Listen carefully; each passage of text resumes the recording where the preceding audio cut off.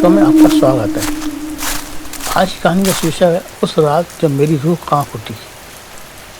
रात के 3 बज रहे थे। बाहर तेज तूफानी हवाओं की आवाज़ों से ऐसा प्रतीत हो रहा था मानो आसमान फट जाएगा या धरती ही फटकर बिखर जाएगी। आकाश में स्ट्रीट लाइट सी लुप छुप करती रोशनी के बीच बम से भी तेज धमाकों से वातावरण खौंग रहा था।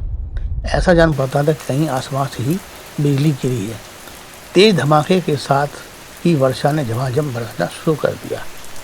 तभी खिड़की में लगा शीशा ऐसे टूटा जैसे किसी ने उस पर पत्थर मारकर तोड़ा हो। शीशा टूटते ही मेरा दिल जैसे भय के कारण बैठ ही गया था। मैं सोच रही थी पता नहीं आज क्या होने वाला है, देश पर या अपने ही परिवार पर जैसे कोई भयंकर बवंडर मचने वाला है। इस कल्पना से ही मेरी रूह कांप उठी। आकाश में तेज चमकती बिजली की रोशनी में मुझे कुछ ऐसा लगा जैसे खिड़की के शीशे के बाहर कोई खड़ा है।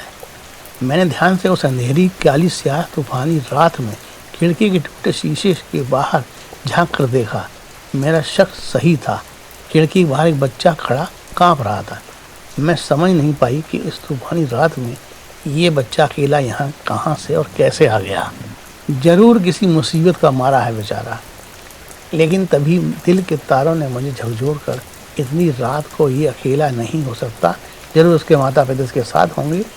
हो ना हो ये अपने परिवार के साथ कहीं से आ रहा होगा और रास्ते में तूफान आने के कारण ये हमारी खिड़की के शेड के नीचे पनाह लिए हुए है। मेरे दिमाग ने कहा मुसीबत में पड़े हुए किसी इंसान की क्या, किसी जानवर की भी मदद करने से बड़ा पुण्य मिलता है। जैसे ही ये बात मेरे मस्तिष्क में कहूँगी मैंने झट से खिड़की खोलकर बाहर देखा। बाहर का नज़ारा देखकर मैं दंग रह गई। ये क्या, बाहर तो कोई ही नहीं था। तो ये खिड़की के शीशे के बाहर किसकी आकृति नजर आ रही थी। खिड़की खुलने से तेज हवा के साथ बारिश की बौछारें भीतर आने को बेताब हो रही थी, जो मुझसे मिलने को आतुर थी। मैंने बारिश से भीग न जाऊं इस भय से तुरंत ही खिड़की को बंद कर दिया। लेकिन ये क्या, खिड़की बंद करते ही उसी बच्चे की परछाई फिर से उसी खिड़की के बाहर नजर आने लगी। ये कैसे हो सकता है। मैं अचंभित सी खिड़की के पास खड़ी उस बच्चे की आकृति को देखे जा रही थी। उसके आसपास क्या दूर दूर तक बिजली की चमक कोई नजर नहीं आ रहा था।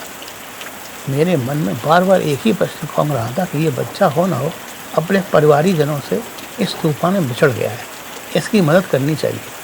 मैंने पुनः खिड़की खोली, लेकिन फिर वही खिड़की खुलते ही उस बच्चे की आकृति गायब हो गई। मैंने खिड़की को बंद कर दिया और वहीं खिड़की के पास खड़े खड़े ही अपने कमरे के भीतर की ओर पलट कर देखा। कहीं ऐसा तो नहीं कि कमरे में ही कोई बच्चा कहीं से आ गया हो। मेरा शक ठीक निकला।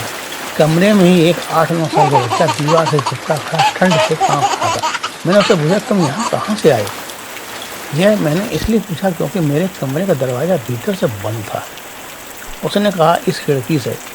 मैंने कहा, पर यह खिड़की तो बंद थी, तुम भीतर कैसे आ गए। मैं बोला, मेरे लिए खुला क्या और बंद क्या, मैं जहाँ चाहूँ जा सकता हूँ। बच्चे के मुँह से ऐसी बहकी बहकी बातें सुनकर मैं हैरान रह गई। ये कैसी बातें कर रहे हो, भला बंद खिड़की से भी कोई अंदर आ सकता है। मेरी बात सुनकर वह बोला, यकीन नहीं होता आंटी, तो ये देखो। वह बच्चा हवा की तरह खिड़की के पास गया और एक झटके में ही वह खिड़की के बाहर हो गया। उसके बाहर जाते ही मुझे ऐसा लगा जैसे ये कोई बच्चा नहीं, कोई जादूगर है जो इस बारिश से बचने के लिए यहाँ आया है और मुझे बेवकूफ़ बना रहा है। अभी मेरे दिमाग में ये बातें चल ही रही थी कि बच्चा फिर से कमरे में उसी खिड़की के रास्ते उस क्रैश शीशे के बीच से भीतर आ गया।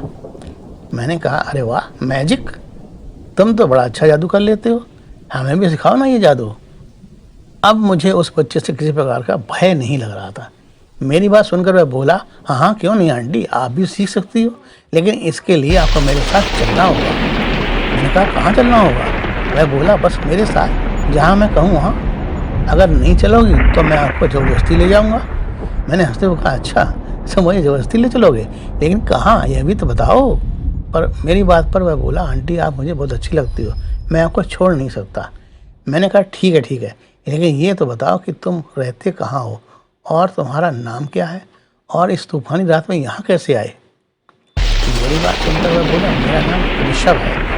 ये तूफान और बारिश मेरे लिए कोई मायने नहीं रखती, मैं जहाँ चाहूँ जब चाहूँ आ जा सकता हूँ। अच्छा ये बताओ तुम्हारा घर कहाँ है। वह बोला, मेरा घर जहाँ मैं पहुँच जाता हूँ वही मेरा घर हो जाता है। जैसे आपका घर अब मेरा घर है। आप चाह कर भी मुझे यहाँ से नहीं निकाल सकती। अब तक मैंने समझ लिया था कि ये कोई बदमाश बच्चा है जो अपनी बातों से लोगों को अपने वश में करना जानता है। लेकिन तभी बच्चा एकदम से खिड़की से बाहर हो गया। अब तक तूफान भी कुछ कुछ थम सा चुका था, लेकिन बादलों की रफ्तार अभी भी थमने का नाम नहीं ले रही थी। मैं सोने के लिए अपने बिस्तर पर गई, लेकिन उस बच्चे के बार बार खिड़की के रास्ते अंदर बाहर आने जाने का रहस्य अब तक मेरे दिल दिमाग पर छाया हुआ था। आखिर कौन था वह बच्चा जो इस तरह हवा की तरह अंदर बाहर हो रहा था? क्या उसी ने खिड़की का शीशा तोड़ा था? क्या वह कोई भटकती आत्मा थी? इसी उधेड़बुन में मुझे कब नींद आ गई पता ही नहीं चला, लेकिन मेरी नींद तब टूटी जब मेरे ऊपर किसी का बोझ सा महसूस हुआ। कोई मेरे ऊपर जैसे सवार था और वह मुझे भोगने की कोशिश कर रहा था। मैंने बड़ी मुश्किल से अपनी आंखों को खोल कर देखा कि वही बच्चा पूरा जवान सा व्यक्ति बना हुआ मेरे ऊपर सवार था। मैंने उसे बड़ी मुश्किल से अपने से पीछे धकेला और मैं उठकर बैठ गई। लेकिन ये क्या, उसने मुझे पीछे से अपनी बाहों में कस लिया, जिससे मैं बौखला गई और उससे अपने को छुड़ाने का प्रयास करने लगी। लेकिन उसकी पकड़ इतनी सख्त थी कि उससे छूट पाना मेरे लिए वह किचनी चबाने जैसा था। उसने मुझ पर जैसे काबू पा लिया था और मैं बेसहारा सी कुछ नहीं कर पा रही थी। वह मुझे भोगने की जी तोड़ कोशिश कर रहा था, लेकिन मैं उसे उसके मकसद को पूरा नहीं होने दे रही थी। तभी उसने मेरे बालों को जोर से खींच दिया, जिससे मैं जोर से चिल्ला पड़ी। मेरी चीख से मेरे बगल वाले कमरे में सोए हुए मेरे भाई भाभी की नींद भी टूट गई। भाई ने मेरे को आवाज़ दी और पूछा, क्या हुआ निम्मो? मेरे मुंह से आवाज़ नहीं निकल रही थी। बस किसी तरह कमरे का दरवाज़ा खोल दिया। बाहर भाई खड़ा था जो मुझे बड़ी हैरानी से देखे जा रहा था। इसी समय मेरी भाभी भी कमरे में आ गई और मेरी हालत देखकर मेरे भाई से बोली, जल्दी से पानी लाओ, लगता है इसने कोई भयानक सपना देखा है। भाई दौड़ गए पानी लाने। तभी मैंने भाभी को खिड़की के टूटे शीशे की ओर इशारा करते हुए मुश्किल बताया कि कोई इस खिड़की के शीशे को क्रैक करके अंदर आया और मुझे। अभी मेरी बात सुनकर दंग रह गई। ये कैसे हो सकता है? कौन हो सकता है? ये जरूर कोई शैतानी हरकत लगती है। अब तक भाई भी पानी लेकर आ चुका था। भाभी ने भाई से कहा, इसे अकेला नहीं छोड़ना है, जरूर कोई साया इसके पीछे पड़ा है। सारे काम छोड़कर पहले इसे लेकर राजस्थान मेहंदीपुर बालाजी चलते हैं, वरना यह साया निम्मा को बर्बाद कर दे। भाई भाभी ने सुबह सवेरे ही हमको साथ लिया और मेहंदीपुर बालाजी पहुंच गए। वहां जाकर पेतरा सरकार और बालाजी महाराज के सामने हमें पेश कर दिया। उसके बाद क्या हुआ मुझे पता नहीं, लेकिन जैसा कि भाई भाभी ने मुझे बताया कि मैं अजीबोगरीब हरकतें कर रही थी और न जाने क्या क्या बक रही थी। पूरे 2 दिन तक हम सब बालाजी सरकार के पास मेहंदीपुर में रहे। उसके बाद से आज, जबकि मेरे अपने 2 बच्चे हैं, मैं बिल्कुल ठीक हूँ। लेकिन जब कभी वह रात वाली घटना मुझे याद आ जाती है तो मेरा रोम रोम कांप उठता है। वो कौन था, कहाँ से मेरे पीछे लगा, मुझे कुछ नहीं पता, लेकिन वह थी तो कोई ज़रूर अतृप्त आत्मा जो मुझे पाना चाहती थी या अपने साथ ले जाना चाहती थी। ये एक सत्य कथा है जिसे हमें निम्मो नाम की एक महिला ने भेजी। इसी के साथ अपने दोस्त अरुण प्रकाश शास्त्री को इजाज़त दें। नमस्कार।